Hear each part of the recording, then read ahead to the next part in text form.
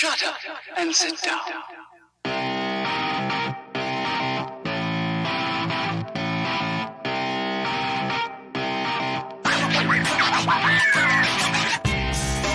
What's up, guys? How you doing? Another episode of the Freja MMA podcast. Yeah. And we have a very, very special guest for you this time. This guy is one of the most busiest guys I've ever met. Yeah. People call him the Swedish Dana White, but I feel like he's a bit of a step above Dana White. I mean, he's kept all of his hair, so that's a good start. So, ladies and gentlemen, Mr. Swedish MMA himself, Jörgen Hamberg. Hello. Hello, Jörgen. Hello. Thank you for the introduction. It was introduction. It was really good. A bit over. You put on the pressure now. So yeah. No pressure. I mean, you're our last minute guest. Thank you for dropping in on such short notice. Yeah. No problem. It's fun. So, my first question to you: you are a head coach of Västerås Fight Club. You are a promoter. You work for SMMAF. You have a farm. How do you have all this time to do all of these things? Well, first of all, I have a family who is really supportive. My wife is wonderful. She supports my interest. This with MMA is only a kind of hobby, but it takes some time, of course. And I have a really I have great people around me doing it simple and give me positive energy. Yeah, I mean, you've always been great to work with. I mean, we've been to a couple of your shows now. We've seen you in almost every Swedish event that we've been to. We've been to your gym, and you really do seem like you're just having a lot of fun. Like you love what you do. Yeah, I really do, and for me, it's not. I don't feel any pressure. We just do what the fuck we want, and we have fun, and I think that's a part of our success. We are enjoying ourselves and doing what we like and love. Yeah. So, Johan, do you have any first questions? Yeah. For So, Jürgen?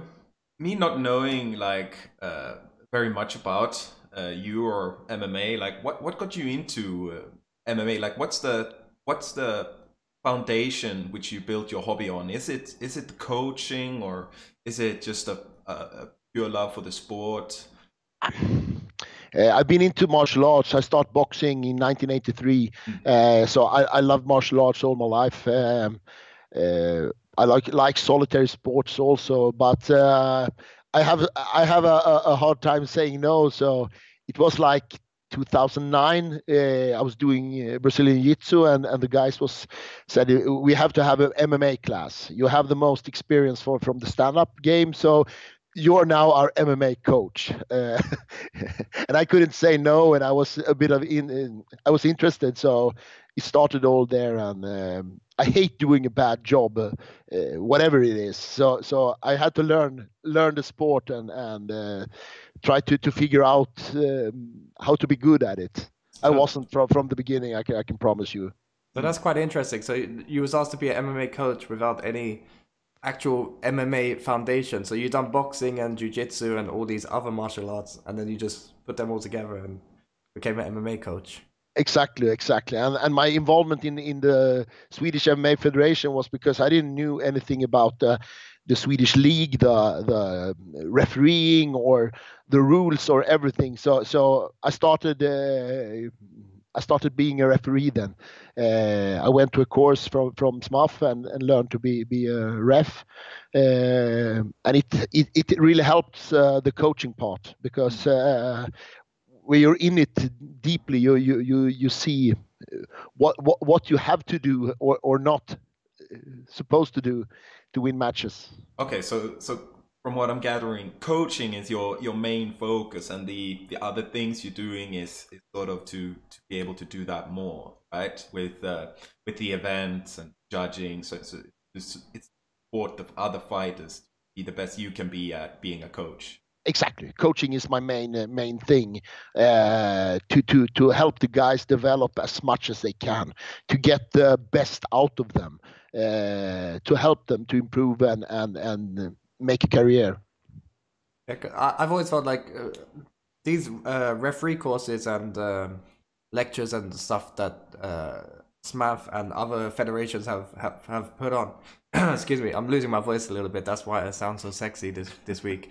So these classes, I feel like if fighters also get involved with these, they can also learn a lot about what they can do to put themselves up on the judges' scorecards. I mean, a lot of fighters don't think about, they put in the judging octagon control and grappling and advanced movements and defensive movements. So as well as fans learning a lot about what judges actually have to go through and not just hate on them, I feel like it would be very interesting for fighters to also go to these classes. Would you think that would be a good idea, Jörgen? Yeah, that is a good idea, because when you sit on the bench and making points for a fight, you learn a lot. You look at like the new rule set. It's basically damage, who is the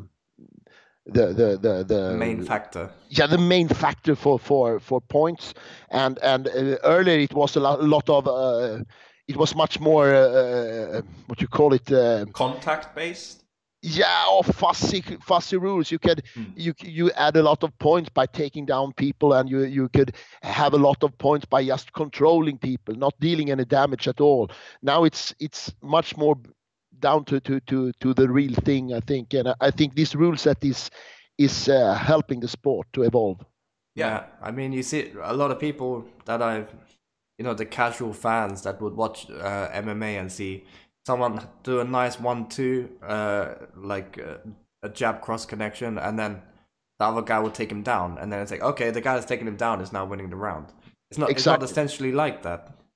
No, and what you could see was just the grapplers taking people down, controlling them, and winning fights. When the damage thing came in, if the stand-up guy or if it deals damage the other one, and the other one is just holding and controlling, he's going to lose the fight. And I think it's helping the sport to improve, because people want action. They don't want to see some lay and pray shit. And I really hate that part of the game, because it's like playing a strategy game. I controlled him 8 minutes and he controlled me 3, so I will win. So you're not a big fan of Ben Askren then? No, I don't want to see that shit, because it's wasting my money, it's wasting my time. I want to see action. I want to see knockouts. I want to see technical setups, and I want to see people really trying to win the fight. Not. I don't like the other part. So you are one that would see the beauty of Jiu Jitsu with kind of setups and controlling and then getting that submission, but laying on. Grappling and laying on an opponent, that would be the downfall then. Yeah, exactly. I love good jiu-jitsu, because people say, oh, you hate jiu-jitsu, but it's not the point. When you see people go, they are attacking all the time from the ground. Yeah. It's great to see, because it's technical. But on the MMA game, when the ground guy or the wrestler goes for the submission, he opens up for escapes and reversals. And if you don't do it, it's going to be a controlling game, and I hate that controlling part, because it's boring.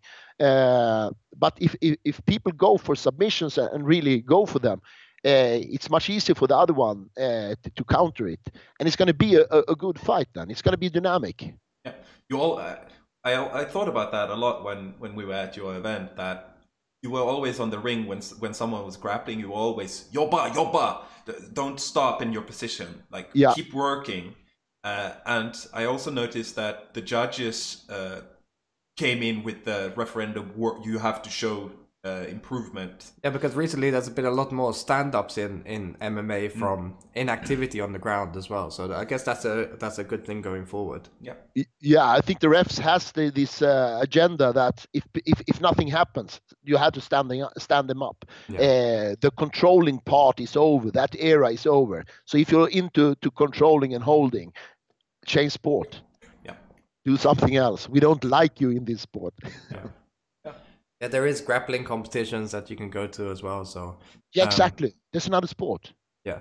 So as well, recently with the whole Henry Cejudo and TJ Dillashaw and Cain Velasquez, there's a lot of discussions about referees jumping in too early. Have you ever had a situation where, you know, an arena or fighters are angry with you for your stoppage when you have been a referee or a bad judgment call? Yeah, I've been threatened. I've been because when people are tired and they are controlling, they're not doing anything. The corner will not like us to stand them up, because then they are in danger, and they can see that they are exhausted. They just lay there and try to get their breath back. And when I stand them up, then people, their corner going to be mad at me, because they know this is the time when my fighter is in danger again. Yeah, he needed to rest to win. Why would you stop him from winning? Yeah, he's working. Yeah, by breathing. Yes, But that's the only work I can see. So I will stand him up immediately. Even though I'm a fan of MMA and you know, I love to see the action of the fight, I feel like you can never be angry at the referee for his decision, because that is the decision of the referee that goes. So if a referee decides to stop a fight and people think that it's too early, would you have rather it been too late and the guy is on the floor laying motionless for 6 minutes, or would you rather that? Because MMA is shown on the global media, and there are people that are very against it. That's the thing of, would you want the sport to seem ruthless? No. And that you really do want people to hurt each other, or would you want people to stop the fight when there is that danger? No, security is everything, because if they don't defend wisely or actively, you should stop the fight, because you see when they stop defending, and then it's over. They have taken an active decision not to defend themselves, and then they are giving up. And to wait for them to get unconsciousness, it's not a sport. It's more of, it's like a submission. Even if the guy is punching you, if they submit, they are not defending, stop the game.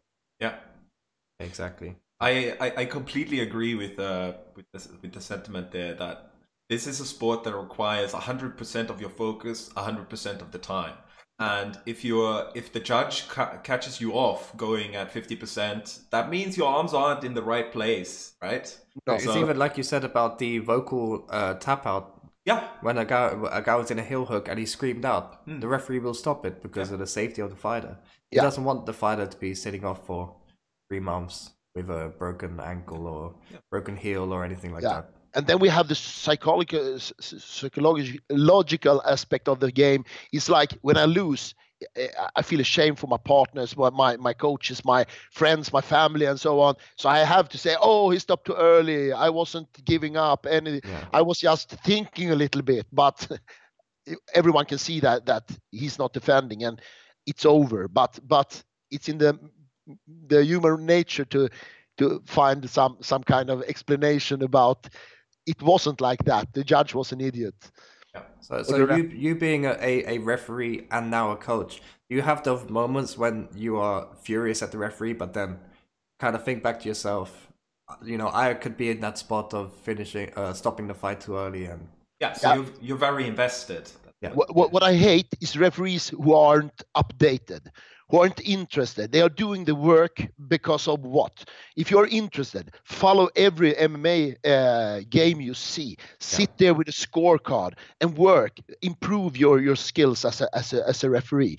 Then you're going to do it good work. When I get into a fight with one of my fighters, and they get the judges are scoring the fight on 2015 rule set, I get mad. They are looking at the takedowns and control, and my guy is doing the damage. The other one is just holding.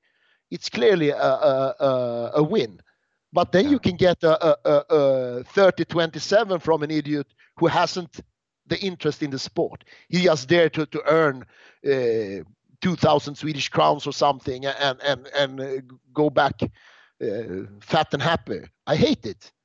Don't be in the sport. Don't interrupt in people's lives, because this is people investing a lot of time for their games, for their fights, and they are entitled to a judge or referee who's really into this. And exactly. it's like in all professions. Don't do a lousy work. Be interested and do the best you can. You can't do more than that. But if you're not updated in 4 or 5 years, stop doing it. Yeah. So what can someone do to be updated or to understand the mentality of these judges and referees? Like we were speaking about the courses and lectures and stuff. Is that still available for the public, shall I say? Yeah. There are courses and lectures, of course. But then you have if you are a group of guys who are referees, it's so easy to have a Facebook group and discuss matches. Mm-hmm. Oh, did you see this game? And I scored it like this. What do you think about it? I think my judgment is like this, and you constantly improve.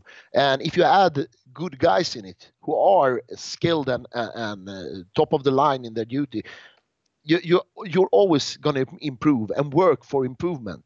Then you can always be criticized, of course, but you're going to do a good job. So investing a lot of time is the best advice for keeping up to date. Yeah, of course. So do you have any more questions on the referee subject, shall I say? No. I'm good. So Galan, this coming up this April 13th. Yeah. I am super excited for Russ versus Adam. Oh, Adam Iceland versus Robin Russ at the It's going to be a good game. Yeah. So I got a quick question, and it's also about understanding your time management, shall I say. So you have quite a few fights in different places coming up in a quick succession. So you have Andreas Gustafsson in Copenhagen. You have Awad that is fighting in Excellence. Yeah. You have Robin Ruiz that's fighting in Gävle. How do you get the? Is there a thing of the special treatment for the people that get close to the matches, or how is it divided with your head coaching time, shall I say? You have to divide it in what is most important, of course, and then during the fights you have to make some sort of personal camps for the guys. We are meeting this guy, we have to have a game plan, and we have to implement it during practice 6-7 weeks before, and it's constantly improving, and you have to balance these games. I have a few other coaches helping me that can step in and take some parts of it. Yeah, you can't be on a plane all the time and of course not. Everybody's. But this is easy. This is Denmark, and it's Gävle, and it's Linköping, and so on. So it's going to be doable, but it was maybe tougher. A few trips to Wales as well might be in the timeline. Yeah, we have a trip to Wales also, and but it's if I can get some weekend in between to rest, I'm happy. Yeah. Chasing that rest? No, kidding. Yeah. Of course, quite the opposite. So like we're sticking on the point of your gym, Västerås Fight Club, which you'll find in Västerås, obviously. What would it take from a fighter to catch your eye, and then for you to say that's someone who should be in Västerås Fight Club? What would it take to be a proper member? It's like this. We have this mindset at the club. Even if you're a professional star or whatever you are, you have to be humble. You have to be one in the team. The team composition is everything, and I don't like people who can't support the team or be anyone else. For instance, Tobias and Robin and Andreas, they are common people and helps out and spars with everyone and are good friends at the gym. And I don't know if someone wouldn't cope with that. They can fuck off, because we have to have a good like it's like I've been to different gyms and I've seen there can be a lot of competitiveness, and they can be aggressive and they want to eat each other like a flock of dogs or something to be the leader, and that's not a good environment, because very hard sparring, for instance, is good on a short term, but you're going to be damaged. Everyone's going to have concussions and not going to be able to do a good career. So if a fighter wants to come to us, I like elite. I like guys who put 110% in the training, and they have to be serious. If they want to do like more hobby, amateur, they are welcome, but not maybe in the advanced group. Yeah. They'll be in the practice groups. Practice groups and smiling and sweating and have a good time. Yeah. So, even there, there is levels of the people that you see the potential in, and the people that would stay at an amateur level. Yeah, but those two groups will have to integrate with each other. There's not like someone that's, I'm a superstar, I won't trade with you kind of thing. No. All in the elite team are like friends and doing good things and help each other. Because I can't help everyone. They have to help the helper. They have to have a good environment that they will help each other. I'm just putting them together. I'm giving them tasks, and they will do the tasks in a good way, like friends, and they will develop. It's my strategy. So I don't think they should kill each other, and there will only be 3 left, because I don't think of that's not the way to develop, I think. And we saw from the the Swedish Championships, that even if 2 of your guys were put up to face each other, they will still put on a great fight. Yeah. They will still get the best out of each other, and they won't just, like Ricky White was saying on the other podcast, they won't just go in and tap out and this guy is now the winner. They will fight for their position, but still remain this tight-knitted family that is the Västerås Fight Club team. Yeah, and there is a picture there when I hugged both of them, and I'm so fucking grateful, because they showed exactly the essence of what I like to have in my club. Mm-hmm. It's a sport. That's why friends can fight. And after the fight, they are best friends again. But during the fight, I want them to show hard, because both of them wanted to win. Both of them wanted the finals. And they really gave everything. And it's lovely to see. I couldn't have imagined any better show. People said to me before, it's just going to be like show. They are just going to play. I said, no, they are not playing. They're not even sparring. No, exactly. This is life and death for them. And afterwards we hug and we scrape up the one who lost, and then we are the best of friends again. Well, it's like what the UFC used to get. The UFC used to say, this sport is as real as it gets. You can't fake MMA. No. You can't go in there. You have an audience. They have paid for being there. And if they're going to just tap the mat or play or do something silly, I would be ashamed.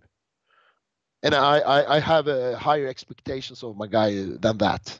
And Daniel and Andreas, Alexander Löw showed every bit of it. They are. I'm so grateful.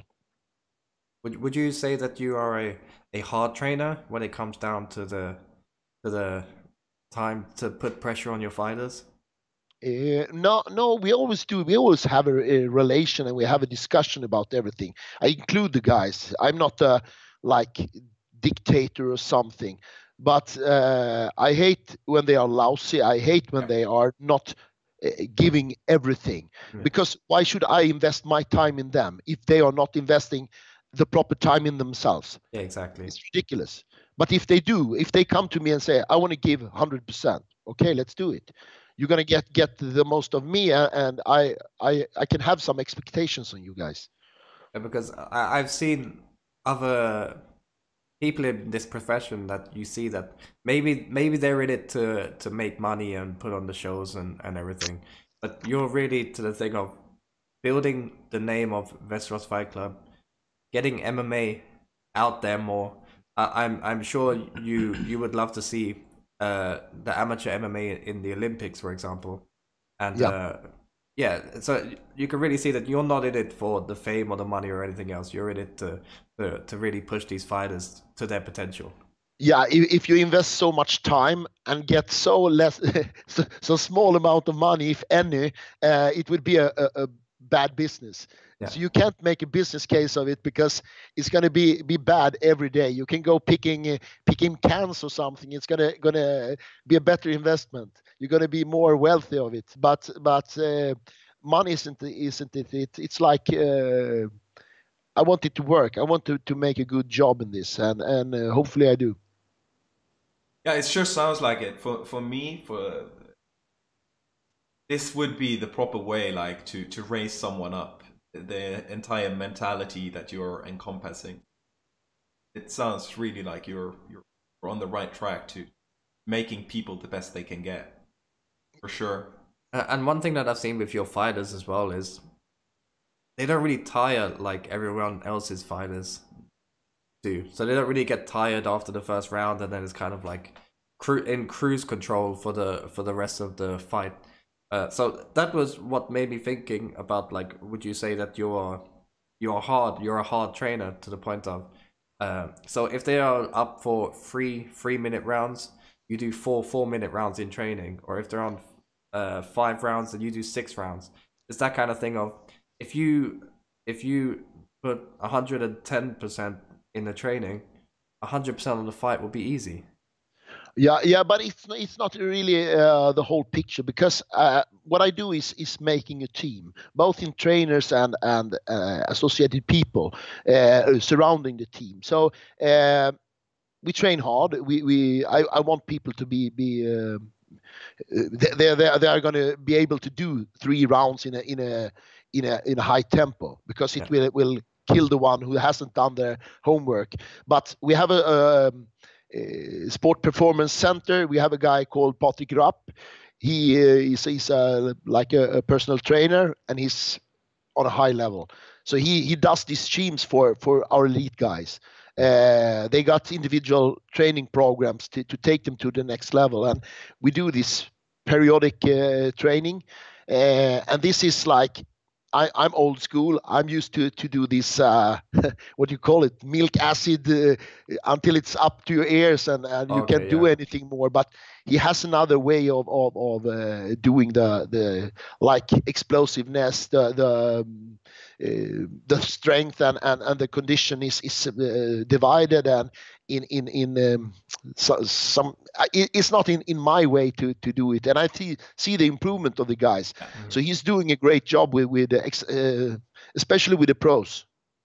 So you've been one of the guys on an exercise bike in the sauna, kind of killing yourself trying to get that. Exactly.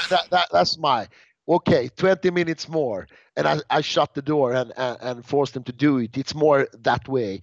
And this Patrick, he has like measurement from UFC Performance Institute, and we measure our values between the top guys in the UFC to see that we are in line with what we are up to. But it's more of a scientific. More science behind it. Yeah, it's like much more science behind it, and much more. It's based on knowledge, not on a feeling. So, moving on to the next subject, then, the event that really sticks in our mind from this year and which sticks in my mind from last year. Unfortunately, Jörgen couldn't come last year. Was Fight Club Rush. You are really putting on great events that are sticking in people's minds. Yeah. And I can compare it to I've been to the Cage Warriors events and I've been to Superior Challenge, but when I think of Cage Warriors, I've been to 2 or 3 Cage Warriors and they get mixed up in my mind. So there wasn't really anything that really clicked the spark. But going to your events, I can think of every single matchup and every single moment, because there's something about the energy there. Could you give us a bit of a backstory on how you kind of has grasped this idea and how you've got it to work so well? Well, we started as part of the Swedish MMA League, and the hard part there is that you get the matches. The Swedish audience has the Västerås audience has been really great, and we have a small arena, so it gets a bit crowded and a nice environment for fighting, I think, because I don't like too much space and it feels like you are alone in the arena. It's going to be more rough. But the problem with being in the Swedish MMA League was the matchmaking, because it's predetermined, right? It's predetermined, and it's on a very short notice, so people don't have to prepare for each other and so on. But my working with the Swedish national team has made me know. I know every amateur fighters in Sweden. I know their skills and what they are up to, and their level. And when you can put, like, handpick people that suits each other, you know it's going to be a crazy fight, because they are it's a really good match. And the Fight Club Rush 3 and 4, we have worked a lot of that to get a good matchup that nothing should be predetermined or so. It's going to be like tough matches, and it can be however the results can be however, and I think we succeeded pretty good there. Yeah, definitely. You saw, for instance, Adam Iceland, the Adam Iceland game. He hasn't gone to fight for 1.5 years, and we managed to get a fight from Norway. I knew it was good, but the fight was really awesome. Yeah, it really was. And also from what I've said on the previous podcast as well, Soren Millich, who is taking these events and putting on fights of the nights, no matter like if he's first on the card or second on the card or last on the card, he seems like he's really one that puts on a show. Yeah, he has he's not the biggest fighter, but he's the biggest heart. He is so much fighter in him. It's crazy. He's like if you compared to a dog, he's like a terrier. He thinks he's the biggest dog in the pond, and he's gonna do everything to win. Asher was saying that he spars with Andreas Gustafsson-Berg. I don't believe it. Is it true? Yeah, of course. Wow. He spars with everyone, and on stand-up he can put on a show with everyone, because he's so explosive and aggressive. So, but he has had a really tough time. I've been matching him really tough. He has really tough sparring at because he's been 2 years sparring with Tobias, for instance, and Tobias is always rough on the guys. He has this ability to if you see a spot, he's gonna beat it, and often it's gonna be pretty hard. So Soren has taken like a lot. He throws everything with bad intentions. Yeah, exactly. That's his nickname, and that's really what's happening. He don't think, he just throws things, yeah, you know it from the games that usually when he hits, it has some effect. So will we be seeing Soren going up in weight, or has the UFC's idea to drop flyweights and not really kind of change the idea for any of your team members? No, not really, because Soren is a natural 50 flyweight, and he's in the national team now as number 1 in flyweight. So he's going to do Europeans in Belfast, and he's going to do the worlds in Bahrain. So he's going to do the national team this year. Last year he was there to just learn, to see the level. This year we have a little higher expectation. We want some results from him, and I know he's going to do it. Oh, you've also spoke about some of your fighters going over to Wales and other countries like that. How does that work with the amateurs that are signed with SMMAF and rack up the amateur points, but then fight outside of Sweden? Does that do you need some permission from SMMAF or? No. Every fighter is the club's decision. Okay. It's just it's like better to get the international competition because they are going to be more prepared for the championships. It's another rule set in Wales, for instance. They have no shin guards, so it's like semi-pro in all of UK. But not professional in that. You don't get paid, and it's just another rule set. They call it amateur unified rules, and there's no shin guards there. What can we expect from Västerås Fight Club 5? Whoa, it's going to be our biggest show. I think it'll be our best show because we're planning it as we speak, and I think it's going to be a great show. Better on everything, and we're going to have a little bigger arena, so we can have a bigger show then. That'd be great. I know Ricky White is excited. And, yeah. I can see all of your team are waiting for this. Yeah. We'd love to have Ricky over again. He was the voice of IMMAF. Now I want him to be the voice of Fight Club Rush, of course. So no match made in your mind or anything. No exclusives, no ideas or anything like that. I have a lot of ideas, but I can't we have enough. Nothing is set yet. Okay. We have no contracts signed or everything. We just have imaginary pictures of which one we want them to face. And as always, we're gonna do good matchups.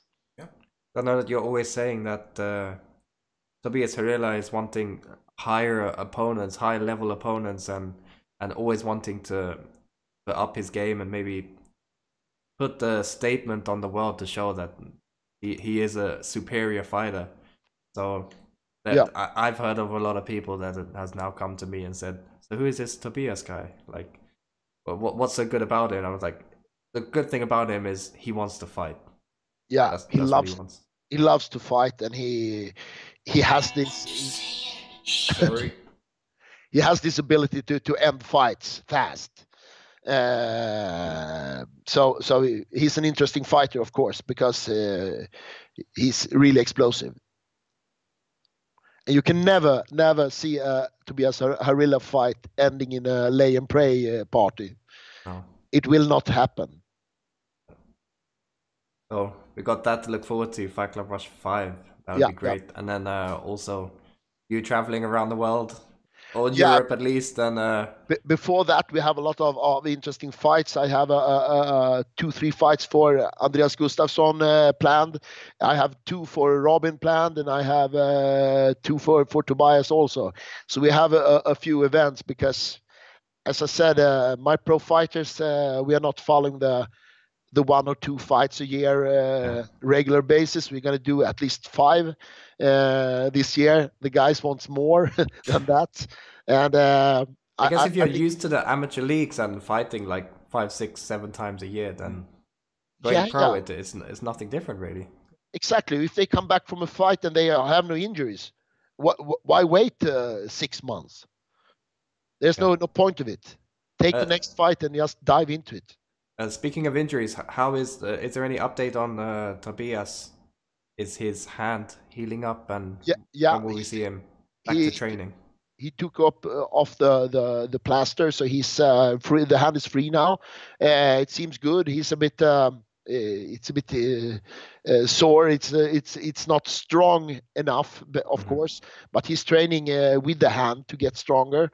We have done training during the time, a lot of jabs, of course. The left has been the only thing he can use. Been sharpening it. Yeah, kicks and jabs is on point, I can tell you. Yeah, that's great. Yeah. Any more questions on Fight Club Rush or Västerås Fight Club? No, it feels like I'd be fawning if I kept going with how much I loved it. But yeah. We fanboying a bit. Yeah, exactly. So this weekend as well, we have a massive UFC card. I don't know if you have time to even watch it with how busy you are, but do you have any thoughts on the fight card? Yeah, I don't think I think Jon Jones will dominate again. I'm a big fan of him, and people are talking about steroids and cheating and so on. But I think in this sport, he don't have so much advantage in using it. If he has an injury and healing from it, then it's going to be a big advantage. But as a fighter, I don't know which steroid you should use to enhance the game, because it's endurance, it's timing, it's speed. It's much more technical game. There is no wonder drug that fixes everything. No, exactly. And all these normal anabolic steroids are just making people stiff, and they are not going to be endured by it. So I don't see it when it down to two fighters. It's the technical skills of Jon Jones who has finished his fights, not the steroids. Yeah, definitely. Also, we've got some more Swedish stars coming into the UFC. We heard that BM Malecki has also signed a contract with them. Yeah, super fun. It's good. Maybe we'll see one Tamir brother going out. He's lost 3 in a row there. But I feel like Sweden is really dominating from a European standpoint, I would say, with the large shows like UFC and Bellator and Cage Warriors. Yeah, we have a few there, and I think we have some newcomers too, who's gonna go in. We have the old guard with Ilir and Alex and so on, but their age is against them. They have a few fights left, but maybe not 5 years. They have a few years. They're going to do good fights, but the other ones coming up, like Daniel and David and Bea now, it's super fun with some new blood. And we have this Khamzat Chimaev, who's in Brave. He's a really skillful guy. He's I can only see him climbing ranks because he's good. Yeah, there's also Gudam and Carl Albrektsson. Yeah. Has been knocking on the UFC door, should I say? Exactly. So if we could go, when I asked you like what questions are off limits for this podcast, you said that you are a no limits kind of guy. Yeah. Maybe now we can step onto a bit of a controversial territory. So if you was Alex the Mauler's coach, what would be the next step for him? Oh, he's a big guy. I know he's had the problem with his back. To heal him up, he's only 32, I think.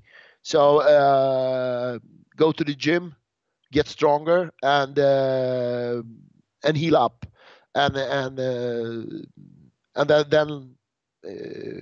I think he has the boxing skills to be a champion. He has proved it. He wasn't on spot the last time, I think, but the fight before was one of the best I've seen. Yeah. So I know he has the potential, but he has to maybe go to some camps. He was in I think San Diego before. Did a camp and was really good. Maybe he should take 3 months to change sparring partners, to go to a gym with big and skillful guys, and be really on spot for the next fight. Yeah, that was my point as well, for him to go to America and go to like a big wrestling camp with these heavyweights and light heavyweights to really grapple him and rough him up a bit, shall I say, so that he's So he can be put to these American wrestlers, because I think it's the same for my guys. They are good stand-up fighters, but it's the wrestling improvement who is it's the next thing. They have to improve on that level, and they can go how far as not for Andreas, for his wrestling is good enough, but I was gonna say you have him to teach others now. Yeah, Robin and Tobias is have a wrestling legacy to put on, and Andreas is helping really good, and we have some new guys coming in, good wrestlers too. So I try to make my team now much more wrestling based. I think that's the thing for progress. Oh, Jörgen, UFC, is it coming to Stockholm this year? Yes, it is. It is. That's a great exclusive from you then. I think it's the 1st of June. Yes. Okay, so yeah, that is what we have seen as well. So yeah, and I hopefully it's going to be Gustafsson versus Anderson. Yeah, I heard that as well. Yeah, I would love to see Alex face Blachowicz again. They're both coming off a loss, but Blachowicz, since their last fight, I feel like has really improved. So that would be a great one. Yeah. We have Alex has 3-4 very interesting guys to meet now, and then he may be up for a title again. But we see how long John Jones will prevail as a champion, or if he drinks or do drugs, or what he can do that is funnier than MMA.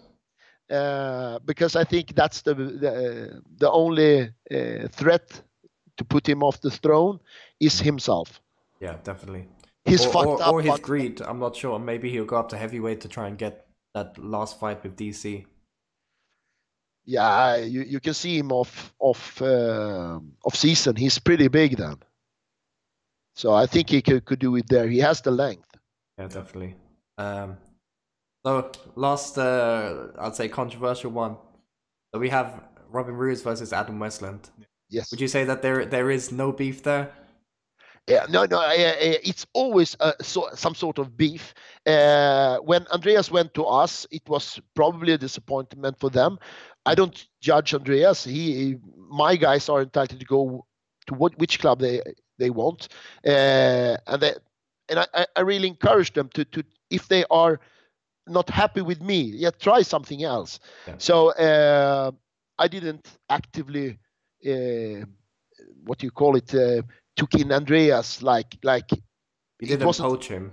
No, I didn't poach him at all. He wanted to come, and I said, our doors are open. You're welcome, of course. But I like Swedish Fight Club as a club. I like Thomas Haranen. He's a good coach. I know them since Las Vegas. We were there at World Championships 2015 together. And I know Adam has really good boxing. Yeah, I've been a fan of him since 2014. He had the best boxing in the game then, and he has some injuries, but he's back for sure. You saw it on Fight Club Rush 3. So the setup with Robin is going to be a good fight, and we are taking it really serious because we know Adam's quality, and this is nothing you can shake your shoulders and think it's nothing. He's good. But it's going to be a good fight. I know that. What can we expect from it? Just a good fight, or how do you see Robin getting the win as his head coach? Being Robin, that's a great answer, really. Robin is not easy to. He's good now. He's hard to take down. He has good. Like his pace is good. It's you can't go and rest and do whatever you like because he's pushing. He has the physics. He has the mentality to push people. So it's going to be a tight fight. And we know he's so tall, Adam. So his reach in his hands is almost similar to Robin's legs. So it's going to be a tricky game for us because normally he can low kick people and they are not reaching out to him. But I know Adam will have the reach. So, and he's on his home base. He has so much pressure. He has to win. All people are sharing at him, but it can be a problem also, because you're going to have a lot of pressure. Everyone wants you to win. Everyone they won't take a defeat. So we come in without any pressure from outside and do our thing. So the pressure is on Javelin, not on Västerås. Yeah, the way that I see this fight is just like we got Robin Ruiz, who is a fine chiseled physique, the pretty boy, and with the fine chiseled physique, there's also the crafted technique. You can see that he has worked on his craft and how he throws punches, how he throws kicks. And then you have him facing the mayhem, which is Adam Iceland, which is just in your face and pressure, and might not be the most beautiful MMA, but he just goes in and tries to hit you in the face. That's what's making it so interesting for me. Yeah, you have to love Adam for that, because he's a great personality, and he's a tough guy. If he doesn't have a nickname already, I'll say that the Nordic Nate Diaz will be a great fit for him. Yeah. The third Diaz brother. Yeah. They didn't know they have a sibling in Sweden. Oh. Yeah. Oh, so, any last questions for Jörgen? Oh, I've been trying to think of them for a while, but I mean, you covered so many of the things I was thinking about just by expressing yourself, and I feel that I'm just really impressed by your essence and the whole mindset around how you're thinking about your fighters, and how everything comes together so well, like in from the way you're doing things to Fight Club's mental mentality to the openness of the club, that you just want to help people. So it's super cool to hear, man. Thank you. Thank you, sir. I'm just looking forward to seeing the progress from the team, from the Swedish national team, because I know you've put in a lot of work with that as well. And I'm sure we're going to see each other down the line again and again and again. Of course, we have a lot of shows to cover from different angles, but we're going to meet a lot. 2019 is going to be a year for us, I think. We have great plans, and I think we will execute them, and hopefully it went well. Who is the new up-and-coming fighters that we should keep our eyes out for from your side? You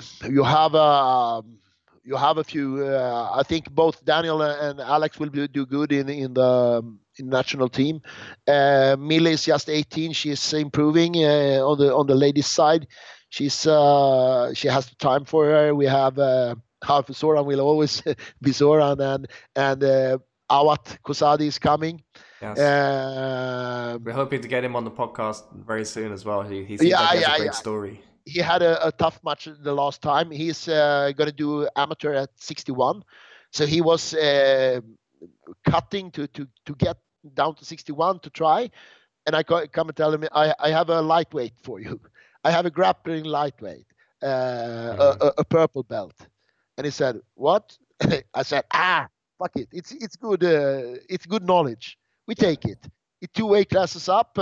He lost it to an armbar, but yeah, it doesn't matter, because it's mentally it's a good thing. Yeah, you learn from the losses. Yeah, we started tough, and now it's only going to get easier. The guys in 61 will be much easier. Yeah, definitely. So, would you like to thank anybody or any followers or fans, or talk about any sponsors that you have? Yeah, we have some sponsors. Like I said, Patrik Rapp, Sport Performance. We have Bad Boy, who is supporting us with equipment. We have For Real Supplements, who is giving us supplement for doing what we do, and then the guys has a lot of sponsors as well. And the head sponsor for the club is Stora Fasad. It's a construction company. It's the old what you call it, chairman, the old president of the Fight Club, who was taking me to Fight Club. Okay. It's his company, so he's still in the background and supporting us fully. So with that money, it's possible for us to travel more, fight more, and do what we love. That's great. We look forward to seeing a lot more of you and your team in the future.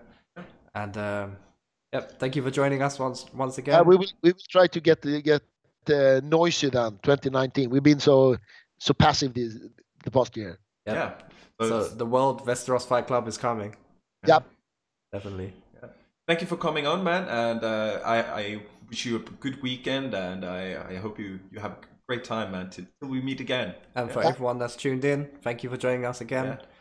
I've been Rez, Johan, Jörgen. We've been Freja MMA. Yeah. Thank you very much for joining. Thank you guys. Bye bye.